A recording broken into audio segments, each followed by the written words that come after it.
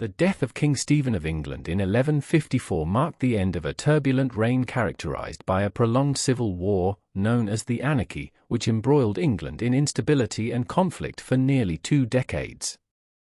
Stephen, who seized the throne in 1135 after the death of his uncle, King Henry I, faced opposition from Empress Matilda, Henry's daughter, who contested Stephen's right to the crown. Their ensuing power struggle divided the English nobility and resulted in a chaotic period marked by shifting alliances and widespread disorder, as neither could decisively claim the throne. Stephen's inability to secure his rule and effectively manage England contributed significantly to the civil strife. Although he was recognized for his chivalrous nature and bravery, his leadership was plagued by inconsistent policies and a failure to curb the ambitions of rebellious nobles.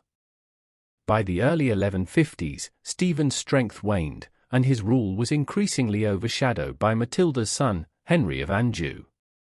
In 1153, the Treaty of Winchester was brokered, allowing Stephen to remain king on the condition that Henry would succeed him.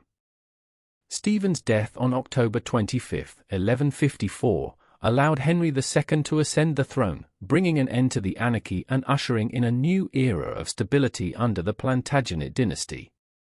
This transition marked a critical turning point for England, as Henry II's reign restored royal authority, reformed governance, and laid the foundation for a more centralized medieval state.